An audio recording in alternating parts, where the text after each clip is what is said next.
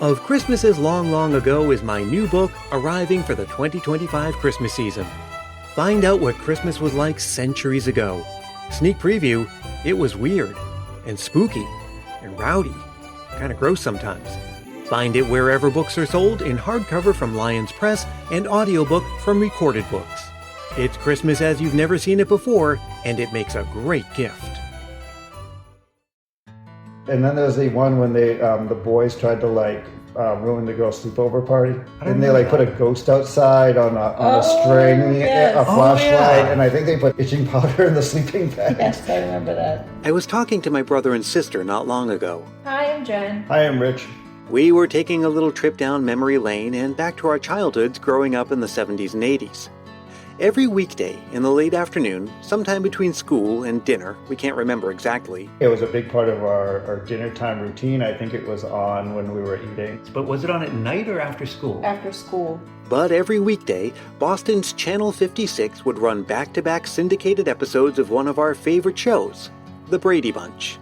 And every weekday, my siblings and I, all 5 of us, one Brady shy of a bunch in our own right, would gather in front of the old 19-inch television set to watch and rewatch the escapades of the Brady family. I remember the one with something with Kitty Carroll and...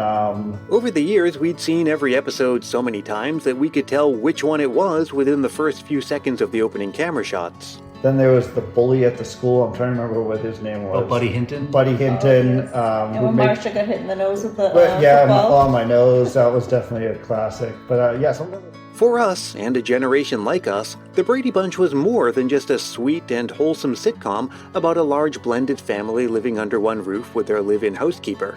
The Bradys were like an extension of our own family. We saw a bit of ourselves in the characters, we related to the situations they found themselves in, and many times we longed for the close-knit warmth we saw on screen. It had the feeling of a special extended family gathering, the kind that in real life happens rarely, but for the Brady clan was daily life, and was delivered to us, in our case twice daily, in neat, tidy half-hour installments. That homey, cozy, familial vibe of course lends itself well to the Christmas season. So you might find it surprising that out of 117 episodes across 5 seasons, the total number of Christmas-themed Brady episodes is just 1. Here's the story. I'm Brian Earl. This is Christmas Past. The episode we're talking about is titled The Voice of Christmas. It originally aired in 1969 during Season 1 of the show. Like I said, I've seen every episode of The Brady Bunch multiple times, but this one I've seen comparatively fewer than others.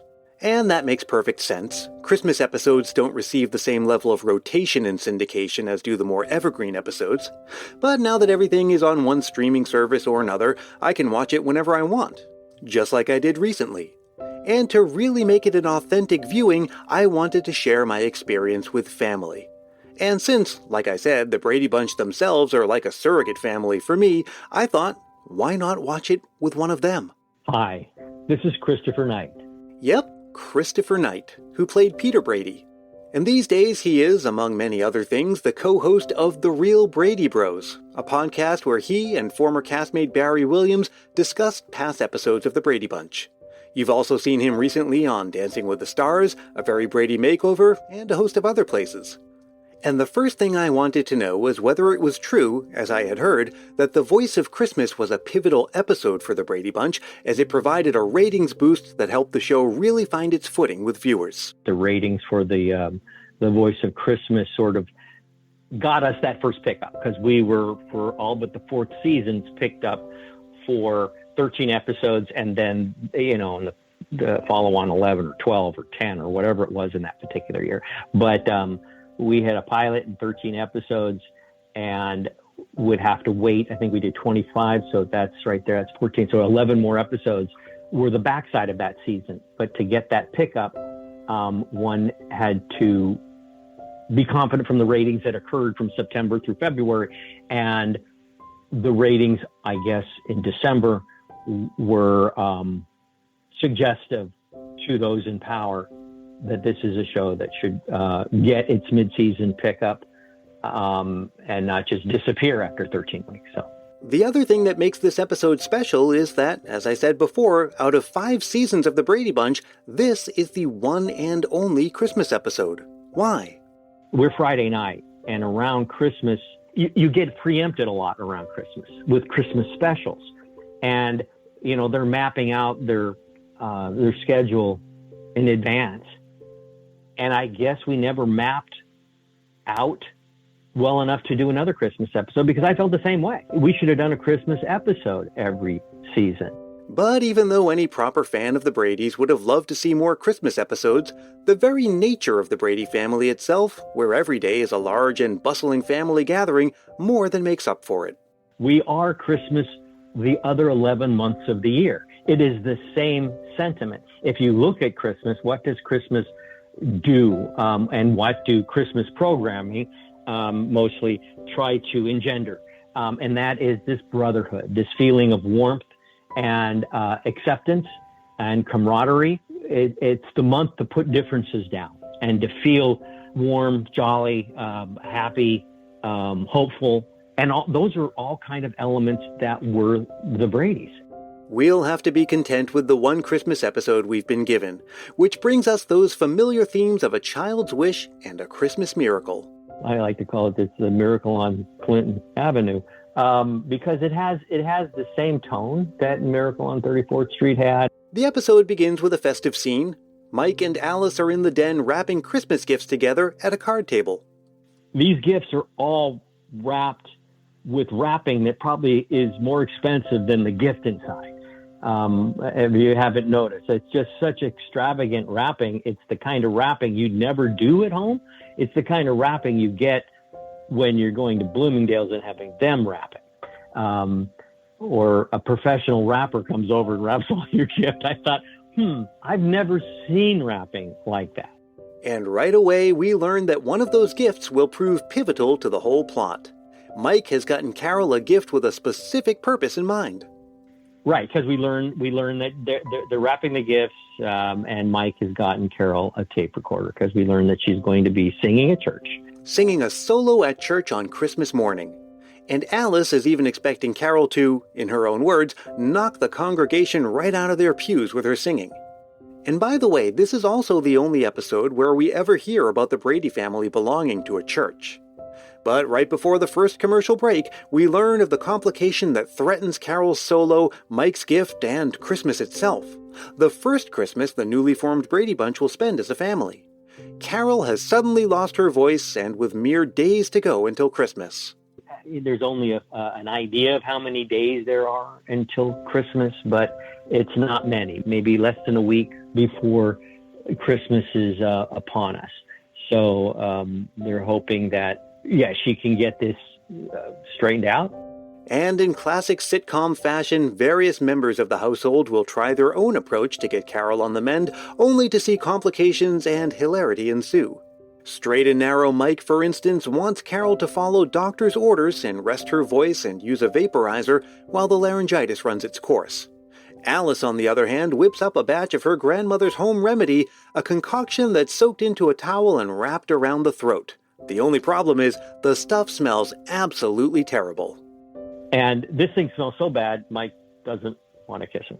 Of course he does, but I can only imagine how bad something like that must smell. And so that was Alice's remedy. And while Carol rests at home with what Mike referred to as Alice's witch's brew, Mike, realizing that the tape recorder would go over like a lead balloon on Christmas morning, decides to go to the department store to return the gift and finish his own Christmas shopping. He takes Cindy along with him to meet Santa Claus at the store, and in a move you'd never see today, on TV or let's hope in real life. He leaves her in the line to see Santa as he is taking back a gift. So he has to go take care of that. And Cindy tells him she's 6 years old when he asks if it's okay.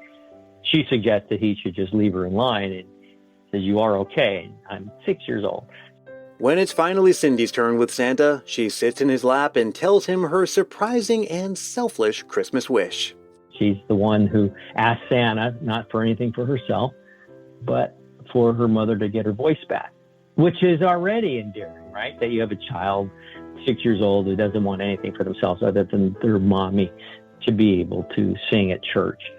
And that is the essence of the Brady Bunch. I mean, that is about how everyone rallies around the person who needs help. As sweet as it is for little Cindy to ask for her mom's return to health, it actually creates another problem. Because even though department store Santa etiquette 101 and basic common sense would dictate that you never promise a child anything specific, in this case, Santa tells Cindy that Carol will have her voice back on Christmas morning. When Cindy tells Mike the good news, Mike is incredulous and tells her that Santa can't promise that because he's not a doctor. When Mike says he can't promise you that, he's not a doctor. She's better than a doctor. He's Santa Claus. It's adorable. It's adorable and it works. And at that moment is the moment for being the miracle on 34th Street moment. Well, Mike immediately wants to confront this Santa for making a promise he can't keep. So he apparently once again leaves Cindy somewhere on her own in the store and somehow gains access to the employee locker room. Because when we return from the commercial break, Mike is confronting Santa as he changes out of his costume. It was truthful, you don't want to disappoint, those, what did you say, those big baby blues. Anything to make the child happy in the moment is probably what the Santa Claus's goal is. So I thought it was interesting that they had Mike hounding Santa as much as he did, even going back into the private dressing area for Santa Claus to give him a piece of his mind. We're at a critical point in the story now. Carol is despairing of her laryngitis and all of the complications it may bring, while on the other hand, Cindy is buoyed by a false promise provided by none other than Santa Claus himself. This is the time in any Brady Bunch episode where the sentimental music comes on and one of the parents sits down with one of the children to share some wisdom and teach some lesson. In this case, Mike sits Cindy down on the backyard seesaw and tells her not to get her hopes up too high. And if this were a normal episode, that would be enough. But this is a Christmas episode, so we actually get not one, but two teaching moments. The real lecture, the real advice comes from Alice. It happens on Christmas Eve. We see Greg restlessly awake in bed. Unable to sleep, he goes downstairs to sit by the Christmas tree. Soon, Marcia, presumably feeling the same restlessness and getting the same idea as Greg, comes downstairs to join him. Soon after, Peter and Jan come downstairs too. They're all commiserating about the gloomy situation. They're there lamenting how, it's a drag and that mom doesn't have her voice for Christmas, can't sing at church, and it's just not fair. And Marcia comes up with the idea, let's cancel Christmas. And Alice has heard the noise. So Alice gives them this incredible advice about, okay, we'll cancel Christmas. We'll do just what you suggest, and we'll, take back all the gifts. And then she says, then your parents will be really disappointed. And then they recognize that it's, we don't need to disappoint our parents. We didn't mean to disappoint our parents. No, we'll do Christmas. And it's a touching little moment. And to really cap off her lesson, Alice reminds the kids that this will be their first Christmas together as a combined family. The first time we're absolutely reminded of it is by Alice. You're right. This is our first Christmas together. The kids, having seen the light, go back to bed. Then we cut to Christmas morning. We're in Mike and Carol's bedroom. Both are lying in bed asleep, but Carol is actually humming O Come All Ye Faithful in her sleep. Mike, hearing this, wakes Carol up, and they discover together that it's a Christmas miracle. Carol has her voice back, and she'll be able to do her church solo after all. For the climactic scene, we cut to a church where Carol, looking angelic in white and standing in front of a stained glass window, stands at the pulpit singing her solo to the congregation. Florence Henderson, who played Carol, really was a singer. Prior to joining the cast of the Brady Bunch, she had extensive experience in live theater, including Broadway. That really is her singing voice we hear in the episode. And more than that, the episode was shot in early October of 1969. The cast had only been working together for about 3 months at that point. The filming of this episode was the first time many of them had ever heard Florence sing before. So the reactions we see from the cast as they sit in the pews listening to her sing is genuine. We haven't known each other that long, but we'd heard that she has, a wonderful voice. And this was our first opportunity to hear that voice. So what you're seeing is us recognizing as well just how angelic and wonderful of a singer she was. In the final little wrap-up scene, we find Cindy sitting at her desk on a day we assume to be a few days after Christmas. She's writing a letter to Santa thanking him for making good on his promise to restore Carol's voice in time for Christmas. Mike, not wanting to spoil Cindy's feeling of triumph, simply tells her that Christmas is indeed a season of miracles. There will always be a place in my heart and memory for the Brady Bunch, especially at Christmas time. I have their 1970 Christmas album Christmas with the Brady Bunch, and I remember how excited I was to watch A Very Brady Christmas when it premiered in 1988. I wonder if my young son will enjoy the Bradys like I did. Well, there is hope for the younger generation enjoying a Christmas season that includes the Brady Bunch, as Brooklyn in Indiana describes in this Christmas memory. I'm Brooklyn, and I'm age 11, and I live in Indiana. My very Brady Christmas was when me, my mom, and my 2 sisters all binged watched the Brady Bunch. It made me realize how special family is around the holidays and how much I loved being the oldest out of 4 children. I want to hear your Christmas memories, be they Brady-themed or otherwise, and so does the rest of the Christmas Past family. There's still time to send one for this season. All you have to do is record yourself speaking into your phone's voice memo app and send it to christmaspastpodcast@gmail.com. Keep it reasonably short, clean, and family-friendly, and be sure to say your name and where you're from.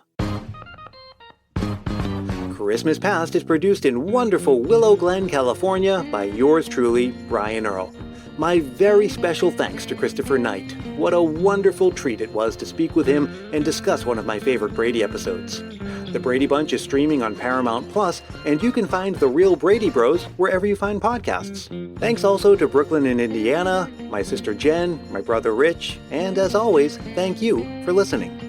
You can reach out to me anytime, whether it's to say hi or share a Christmas memory.